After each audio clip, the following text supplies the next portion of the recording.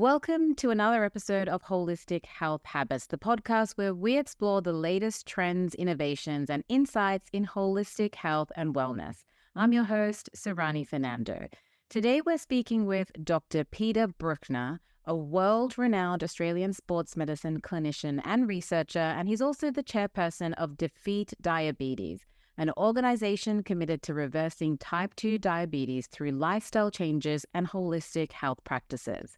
When we talk about nutrition, diabetes management and prevention is often front and center in the broader conversation. So this is surely to be an extremely insightful discussion. Welcome to the show, Peter. It's great to have you on. Right. Thanks for having me, Sarani. Looking forward to it chatting. Great. So just to start us off, can you tell us a little bit about your background as a sports doctor? I mean, you've got a pretty impressive resume. I'm an Australian myself, so I was impressed by what you've been doing over your career and then your personal journey that led you to the role as chairperson at that Defeat Diabetes. Yeah, as you said, my background is in sports medicine. So I'm a medical doctor and who specialises in sport and exercise medicine. I've ran a clinic here in Melbourne, a multidisciplinary sports medicine clinic for many years, and worked with a whole bunch of athletes, both elite athletes, but also just everyday people at our clinic. I work with a number of sporting teams, I'm based in Melbourne, Australia. So Australian national sporting teams, our swim team, field hockey team, athletics, soccer, cricket. I went to Olympics with the Australian team. I then did the Socceroos, the Australian soccer as football team, did the World Cup in South Africa with them. After that, went to the Liverpool Football Club in the Premier League in the UK as their head of sports medicine, sports science, had a few years there. And then looked after the Australian cricket team for 5 years from 2012 to 2017. So yeah, my passion has always been sport and sports medicine. And to be honest, if you told me 10 years ago that I'd be sitting here talking to you about diabetes, I'd have laughed. But everything sort of changed for me about 10 years. Well, no, it's 12 years now. Gosh, 12 years ago, I was living in the UK and living in Liverpool. And, if you'd asked me then, how was I? How's my health? I'd have probably said, yeah, I'm okay. I just turned 60. I, thought I had a pretty good diet. I exercised regularly. I wasn't sort of taking any medications. But the reality was I probably wasn't quite as healthy as I thought I was. For a start, I had a family history of type 2 diabetes. So my father had developed type 2 diabetes at exactly the age I was then, which was 60. And I'd seen what it did to him, and I really, didn't want to go down that path. I was also quite overweight, obese. I like many middle-aged men, and I consider 60 middle-aged. I used to think it was old, but now I think it's middle-aged. Like many, I'd probably put on, half a kilogram a week, a pound a week for 30 years. And gradually getting thicker around the waist, and my kids are starting to sort of, poke me in the belly and say, come on, Dad. And I'd shrug my shoulders and say, well, I'm on a low-fat diet and I exercise, it's not my fault. And then I also had a number of metabolic issues that, like a typical doctor, I'd ignored. I had a high insulin levels, high triglyceride levels, which is an important fat in the blood. And I had a thing called a fatty liver for 10 years. And I didn't really take too much notice of it. I didn't really understand what a fatty liver was. I figured I was on a low-fat diet, I'd be fine. So that was me back then. And in retrospect, I was clearly pre-diabetic, but I had no understanding of that at the time. So around that time, I started to, an old friend of mine, Tim Noakes in Cape Town, South Africa, he was a very, very smart man.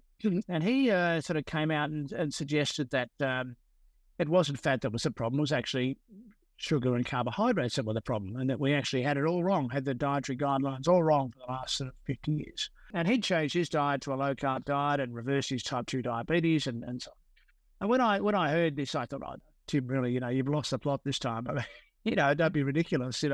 We couldn't possibly have had this all wrong for all this time. But because Tim's a super smart guy, and he's actually been proven right on a couple of other occasions when he challenged the norms in sports science, I thought, no, I need to look into this. So I read a book, which is unusual for a doctor, but I read a book. It was Gary Taubes' Good Calories, Bad Calories. And Gary Taubes is a journalist, he's not a doctor, but he wrote a fascinating book that not only talked about the sort of relative merits of fats and carbohydrates, but talked about the politics, about how we got to how the low fat movement won out over the low carb movement back in the 60s and 70s.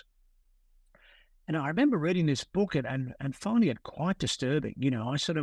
I distinctly remember sitting down one night on my bed. I just read another chapter and looking out over this lovely apartment, looking out over the Mersey River at Liverpool, and thinking, we can't have got this wrong. Anyway, so I read this book, and then it got me really interested. So I dived into everything I could possibly get my hands on. I could read articles, journal articles, and books. And the more I read, the more I thought, I think this might be right.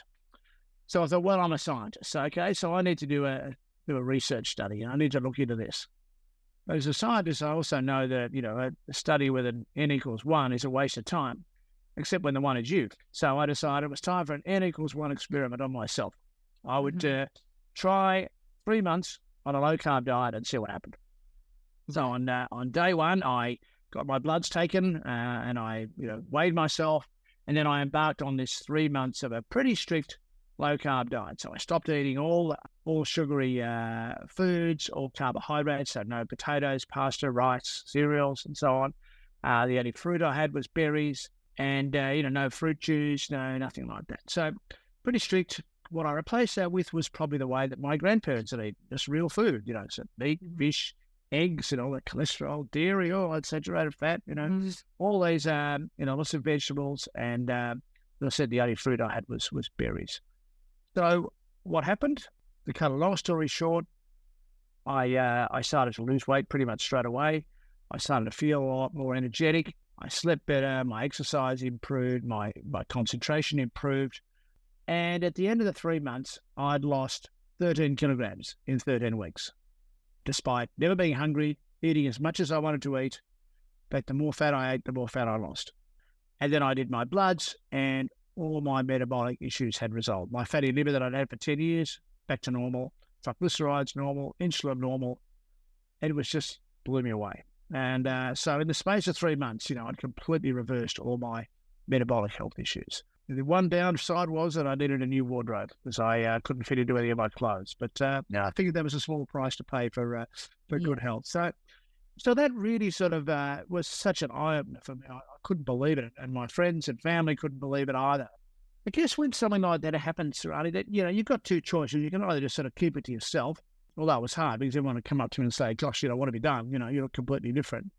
Or you can sort of become a bit of an advocate. And I guess I decided I would become an advocate for that way of eating. Yeah. So I started to talk about it, started to write about it. And then over the next sort of few years, I started a charity called Sugar by Half, which is doing a lot of really good work with schools programs and things like that. And then wrote a book called The Fat Lot of Good. Publishers approached me and I said the last thing the world needs is another diet book, but they convinced me there weren't too many by doctors or by Australian doctors. So I wrote that, and it turned out to be on the bestseller list for 3 months. So that had a bit of an impact.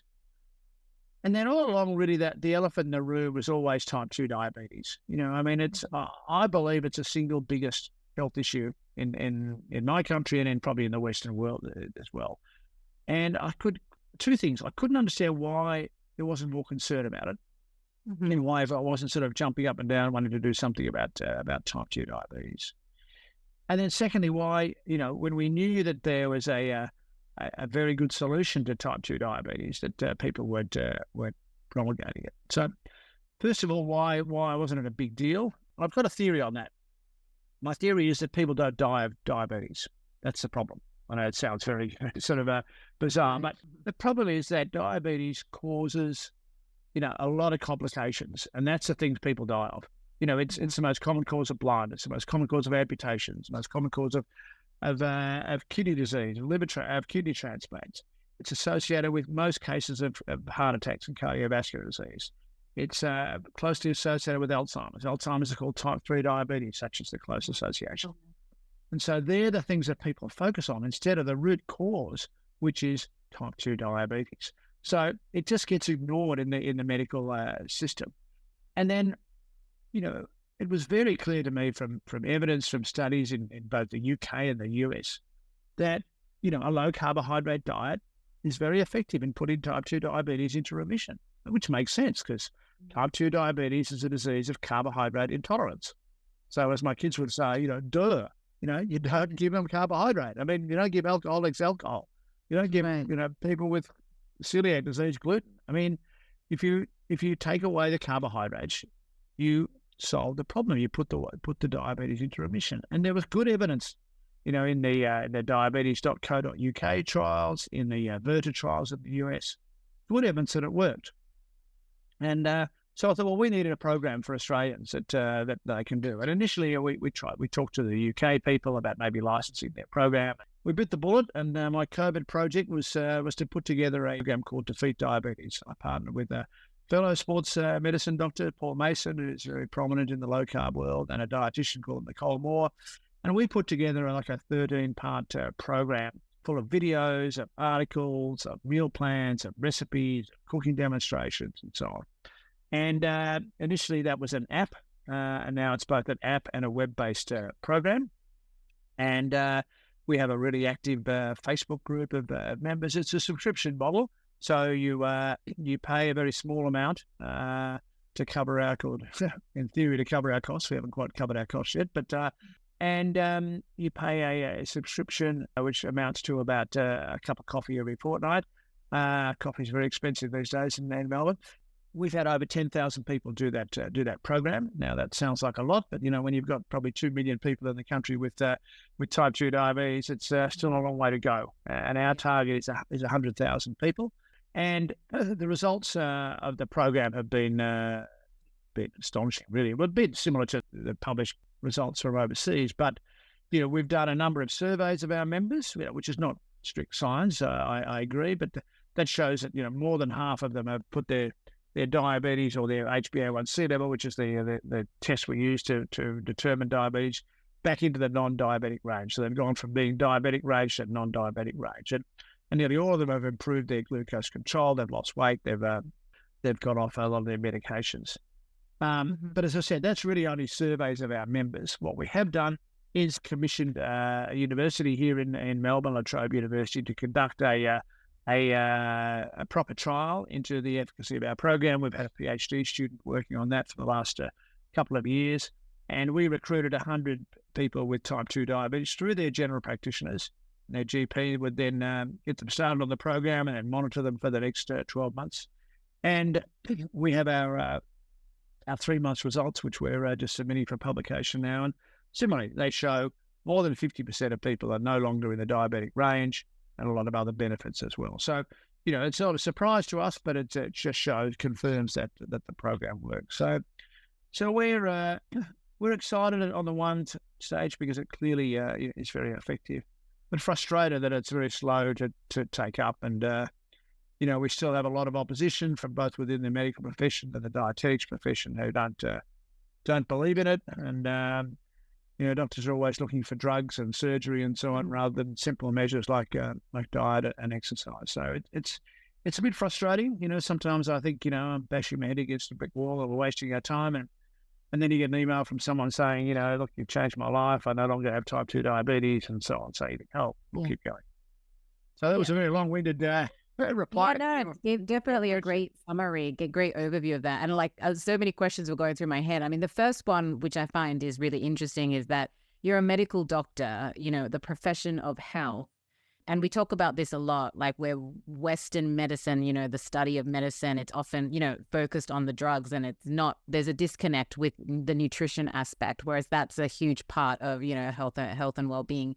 And, I talk to a lot of doctors, like MDs, who, like you, have understood how important that part is for the overall picture of health. Like, how do you see that disconnect? Is there still a big disconnect with, understand, like, bringing in the nutrition conversation into, like, the Western medicine world? I mean, you said that you got some pushback from doctors.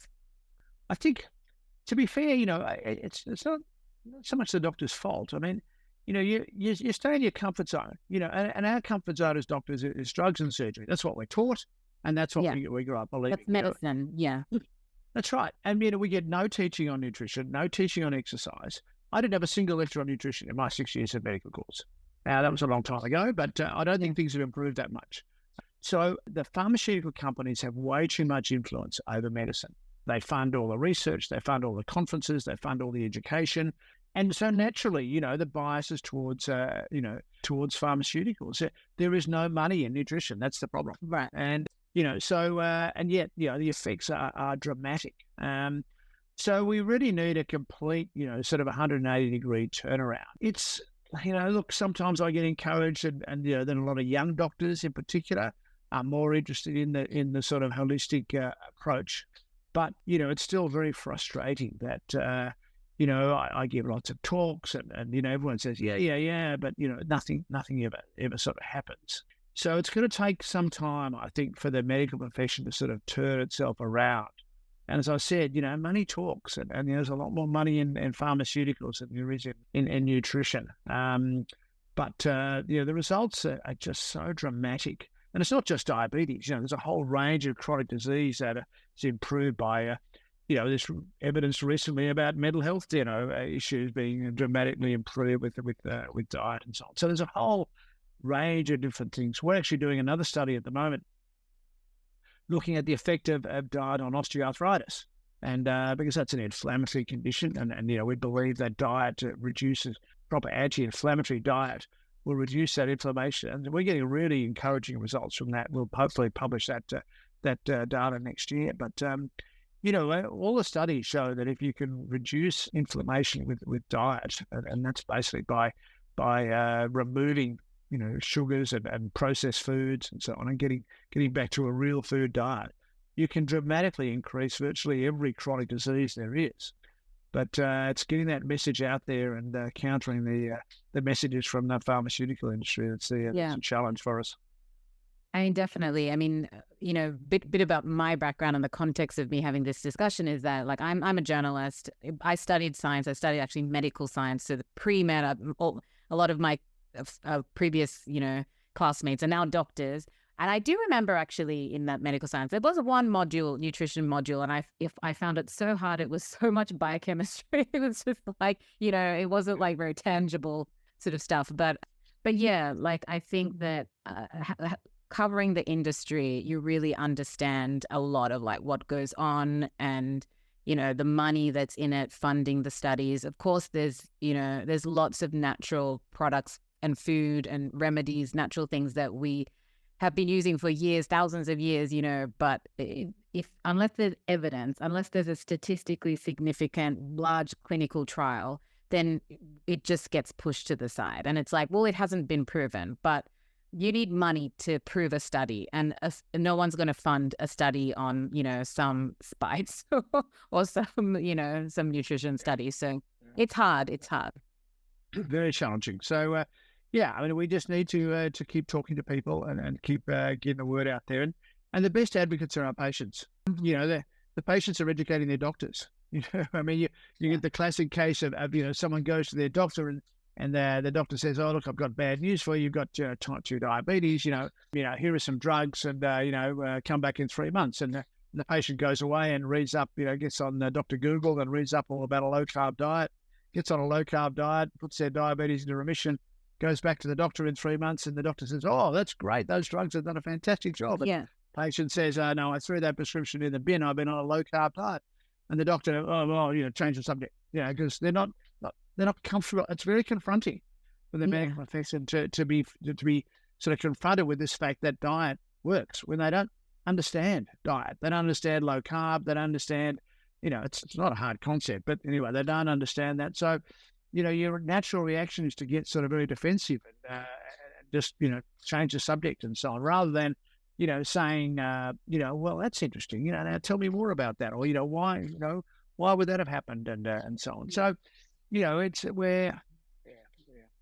it's very frustrating, but we're chipping away. And as I said, I think patients are our best advocates, because there's so many people out there whose lives have changed as a result of improving their diet, of reducing the amount of processed foods, reducing the amount of sugar, the amount of vegetable oils, and so on. And they're telling their friends and their practitioners and so on, and the word's getting around. But it's slow. It's one person at a time. But we'll get there. What do you And think? it is helpful to have, someone like you that has that background, has the MD background, and then, you're an advocate for that other side as well. The holistic approach. I'm sure you know that there's a time and a place for the medicine, but like, you've got to like dive into those other like basic options. We've got the resources right there to at least take, make a shot. But I think, there are people like you who have, been in the medical profession and gone, like, been in that world, and then there's like a click there that's like, hang on a minute, we need to be doing something else. There's a whole area that we've been like missing, and speaking more about that and like in within the community is I'm sure going to be fruitful. But I want to know, like, with your program, who can join it? Like, would it be people that are pre-diabetic? Would it be people that have been diagnosed? Yeah, what type of person can join? Yeah, we really are. I guess we really have three groups. I guess one is people who are diagnosed with type 2 diabetes. Some newly diagnosed. Some have been diagnosed for 10 years. Still have a good effect. Then there's there's obviously a lot of them. There's a huge number of people with pre-diabetes. Many of whom don't know they've got pre-diabetes. But they may have something like a fatty liver that I had. Like a third of all Australians have a fatty liver. That's a pre-diabetic condition. And or they might have high blood pressure or high triglycerides and so on. These are all pre-diabetic conditions. So that's the second group that's fine, because they obviously, once you're aware you're pre-diabetic, you want to do everything you can so you don't finish up being diabetic. And so, that doing our program. And then the third, I guess, is those who are just concerned. They might have a family history of type 2 diabetes, or they may have read about it, and then they have realised they don't want to go down that track. So they might have some other chronic disease that benefits from a low carb sort of approach. So they're really the three groups we find that take up the program. It's the sort of program that it's not, you've got to do this on this day. I mean, you can do it at your own pace. You can do the whole thing in a day, or you can do the whole thing in 6 months. There's just a lot of information. There's a lot of background information, because we think it's important that people understand, what type 2 diabetes is and why this diet might work. It's done very simply. It's not very scientific. It's very, very simple language. And then there's the practical aspects of how you can manage your pre-diabetes or your diabetes. So lots of things like information about foods, but also practical things, like shopping and eating out and fast food and so on. We have a section on exercise. We have a section on stress. It's not just about diet, but the main focus is on a low carbohydrate eating approach that we find very effective. Yeah. And so another thing that, I've talked to a lot of people about, especially where they're seeing a lot of success in diabetes and reversing diabetes, is also, low carb is, pretty standard, but then adding in a fast, like long fast, into those regimens. Where does that sit in your program? Yeah, we certainly have a section on fasting. I mean, there's fasting is a very broad topic. There's the time restricted eating, which is quite popular, which means that you tend to have all your meals in a sort of a 6 to 8 hour period, and then you have a fast, if you like, overnight. Personally, I eat 2 meals a day. I usually eat around sort of late morning and early evening. So I guess I do sort of time restricted eating. So that's become very, very popular, and there seems to be some evidence that helps. And then there are the longer fasts, the 1, 2, 3, 7 day, even 14-day fast. I've not done that long. I've done 2 or 3 days, but I think there's certainly, you talk to people who find it very therapeutic, very, very helpful. I think, it's something that appeals to some people, works for some people and not others. But I think the principle is absolutely right. And I think, certainly for those with chronic disease, I think an initial or even a monthly fast can be very, very beneficial. So, I'm not, strictly everyone has to fast or anything like that, but I certainly see advantages in it. And I think it's a good, chance to reset both physically and mentally. It's not as hard as everyone thinks. You think, oh gosh, I can't go 8 hours without being hungry. But once you get past that first sort of 24 hours or so, you actually, surprisingly, are not particularly hungry, which is, hunger is the big sort of enemy of diet. That's why the low calorie diets fail, because you're hungry. I mean, take it back a step. We know there are three ways in which you can lose weight and then put your diabetes into remission. Okay, first is bariatric surgery, which works, but so it should, chopping out half your stomach or something like that. It's pretty radical, and it's got a lot of complications, a lot of dangers, a lot of side effects, but it works. The second one is a low-calorie diet. So if you go on an 800 calorie a day diet, and you'll lose weight, absolutely, no problems. But you'll be hungry and angry. I defy anyone to last too long on an 800 calorie a day diet. It's just, you're just constantly hungry. And you never really break that diet. So after a week, a month or whatever, you break the diet, you then, put on all your weight again, if not more, then you go back on another diet. So this yo-yo dieting that people, you hear a lot about. And that's because it's just not sustainable because you're hungry. And then the third way is the low carbohydrate approach. And the reason that's sustainable is because you're not hungry, because you can eat as much, because carbohydrates make you hungry. Right. It's fats and proteins that fill you up. So if you're eating a diet of primarily fats and proteins, you get full, you have satiety, and you're not hungry the whole time. And that's why it's sustainable. People say to me, low carbohydrate, ketogenic diet, it's not sustainable. And I say two things to them. One is, I bet you've never tried it, because the only people who say it's not sustainable are people who've never tried it. Because once you've tried it, A, you know it's sustainable, and B, you feel so good that you're motivated to do it. And then the other thing is they don't really understand what a low carbohydrate diet is. But it's hunger is a massive issue, and but as I said, surprisingly with a fast, and if you're eating some healthy fats and proteins, you're not hungry. So that's the key to, I think, to long-term dietary success, and that's why it is sustainable in the long term, which is it's very exciting. And is there any guideline on like having more of a high protein diet versus like a high fat diet and all that? Yeah, look, I'm not real strict on numbers. I think once you eliminate most carbohydrates, there are plenty of healthy fats around. I'm very happy with saturated fat, with animal fat. I think there's no all the so-called evidence demonizing animal fat is rubbish. So I just encourage a real food diet. So consisting of meat and fish and eggs and dairy and lots of non-starchy vegetables and a little bit of fruit, some berries for fruit. And I think that's very sustainable. It's very enjoyable. I eat really well. I love every meal I have. I enjoy it.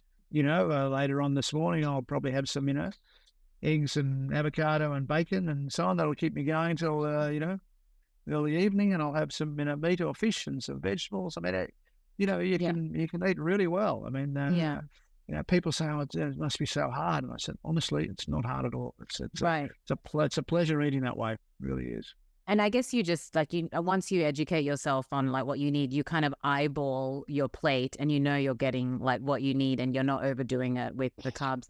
And like with the carbs, it's like the starchy carbs. I mean, the carbs coming from like vegetables and things like they're unlimited, right? Like you can have the non-starchy vegetables, so green veg and so on. It's the starchy vegetables, probably potato in particular and so on. But look, I think you can eat a lot of things. It really it's not that difficult. And I think things like dairy, I mean, which has been demonized for ages. I mean, I'm very comfortable having dairy.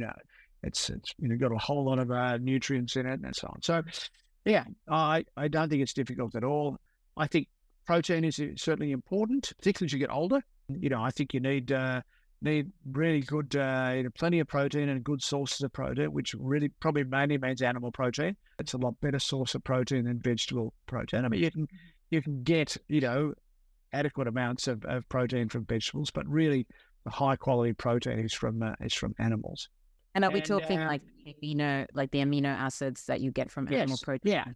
Yeah, that's right. Yeah, you get the complete proteins and so on. Whereas with vegetable, and you get much better quality protein. But I'm not saying. I mean, if people don't want to eat meat, that's fine. That's their choice, and you can eat healthy, but it's challenging. It's difficult, and I think I'm a big proponent of meat and fish as sources of protein. I think they're really good sources of protein, and it's same with, fish. As I said, I try and have, a couple of serves of fatty fish, something like, salmon or something, twice a week if I can. That's really got a lot of good nutrients in it, good protein, good fats, good healthy fats. So, you can eat well. You can eat well. And then it doesn't have to be, people sort of also have this sort of thing that you've got to have, sort of steak every meal and things like that. I mean, it doesn't, you can eat quite cheaply on this diet as well. If you have cheaper cuts of meat and fish and so on. And the other aspect about cost is that, you eat a lot less. You only eat 2 meals a day usually. You're not eating, and you're not snacking the whole time, and that's expensive. Snacks are expensive. And I don't really snack. If I need a snack, I'll have a handful of nuts or a bit of cheese or something. But I generally don't. I just have the 2 meals a day. And so, while the quality of the food is maybe a bit better than some of the standard crappy meals people have, you're eating less of it, and the cost is it finishes up being about the same. So it's not prohibitively expensive the way some people like to think it is. Yeah. And I think the biggest misconception that we have in society, well, as far as I can remember, is breakfast. With you need to get your a lot of carbs in that first meal of the day. And typically, ever since I was a child, I never felt hungry in the morning. And I remember my dad used to force me to eat my breakfast, and I would try and hide at places. And I didn't like cereal. But, every now and then, if I decide to join in breakfast with people and I grab cereal or have some toast or croissant or something like that, I get so hungry later. I would usually be able to sustain myself, on something, or, sometimes an egg or something like that, that would be fine. But with those carby things that are traditional breakfast meals, I'll have that. And then by lunchtime, I'm starving. And I think that's the carb, that's the sugar high and the crap. Absolutely. Right? Yeah. You have sugar, your body releases the insulin. It takes the sugar out of the blood into your system. And then your blood sugar drops. And, an hour and a half, 2 hours later, after having a carb meal, you're hungry again, which, of course, the food industry loves that. That's fantastic, So you have your cereal for breakfast at 8 o'clock, and then 10 o'clock, you're looking for where's the muffin trolley, So, whereas if you have, eggs and bacon or even, sort of full-fat Greek yogurt with some berries and some nuts and so on, you're not hungry an hour or two later, and you can sustain that for the day. So, it's, the cereals, I mean, I call them, cereal-flavored sugars. I mean, that's really all they are. Breakfast, as you said, is not necessary. I mean, it's basically, it was invented by the cereal industry, and they convinced everyone that, breakfast is the most important meal of the day. How many times have you heard that? Yeah. And there's absolutely no scientific evidence for that. That's just a marketing tool. I mean, and they're very clever, these marketers. I mean, and you look at the breakfast cereals in the supermarket. Oh, there are all these colours and toys, and the kids say, "Mummy, mummy, mummy," I want that, I want that. And they advertise them very cleverly and so on. So, it's just a marketing. It's not a nutrition thing. It's all about marketing. And back in the old days, I mean, I remember, my mother used to cook me, scrambled eggs every morning, and I sort of went back, stopped having that, and decided I was going to get back into cereals and so on. And now I've swung the whole way around. I'm back into the way that my parents and grandparents used to eat. And because really, a lot of these chronic diseases, are modern diseases. They, heart attacks and type 2 diabetes hardly existed, sort of a couple of generations ago, and we've got to look at, what's changed. People say we don't do as much exercise, and that's actually not true. We actually do about the same amount of exercise as our grandparents. Just that they did it largely it was work related, and now it's more leisure related. So what's really changed is our diets. And, you've got to see that diet, that change in diet has led to the epidemic of chronic disease, whether it be diabetes or hypertension or heart disease or all these autoimmune diseases that, didn't exist back in the day, Alzheimer's, Parkinson's, all these conditions that are so common now. And it's basically as a result of our change of diet. And the sooner we get back to eating the way our grandparents ate, the better. Yeah, all the processed food. I feel like, I was born in the 80s, growing up in the 90s. That was like the worst time to be introduced to all this processed food and like, Yeah, yeah. weird cheese, like, fake cheese and less snack. I remember in Australia, like all this. Oh, yeah. You look at food labels. The sad thing is now, you have to take your glasses to go to the supermarket. You've got to read the food labels. But all these foods have they have 40 ingredients. They have emulsifiers and flavorings and this and that and so on. You don't need labels on meat and fish and vegetables and fruit and dairy. Yeah. They're natural and all these additives, which makes the food last longer. You look at just the comparison. Bread's a classic example. I just recently been in Paris in the Olympics. And so you get your baguette for the day, and if you don't finish up eating it, you can't eat it the next day because it's all gone rock hard. Whereas if get a loaf of white bread here in Australia, you can eat it 3 weeks later. What's gone into that to make it last 3 weeks? You hate to think really. So I think a lot of our food has been altered and added to, and a lot of these additives are severely detrimental to our health. Yeah, definitely. And I was curious about the people that come onto the program. Like, are they coming onto the program also taking medications? Like they're, Yeah, some are. Yeah, there's a lot of variety. Some that the ones with really severe type 2 diabetes are on insulin, and by and large you get off insulin if you change your diet. Then the majority are taking some sort of medication, whether it be metformin or one of the other diabetes drugs. And then there are others who are pre-diabetic or newly diagnosed with diabetic who don't want to go onto the drugs, want to try diet first, and they can usually stay off drugs. So it's a real spectrum of people doing the program, but they all seem to benefit, and they all seem to improve their, nearly all seem to improve their HbA1c, which is the measure we use for their blood sugar levels and so on. So it's quite dramatic, and feedback we get is very positive. So it sort of, as I said, keeps me going and encourages me to keep going, because sometimes you get a bit frustrated that you're not making any headway. But we'll keep at it. Yeah, definitely. And, you mentioned your own success story, but, I think I saw a few stories on the website. Is there any one in particular that you'd like to share? I did see one, maybe you don't want to share this, but I did see one that stood out to me because it was like a Sri Lankan lady, and that's like my family background, and, the rice. I mean, we eat well in terms of a lot of good, nutrients, that are like quite medicinal in terms of Ayurvedic kind of stuff, but the rice portion part is like the problem.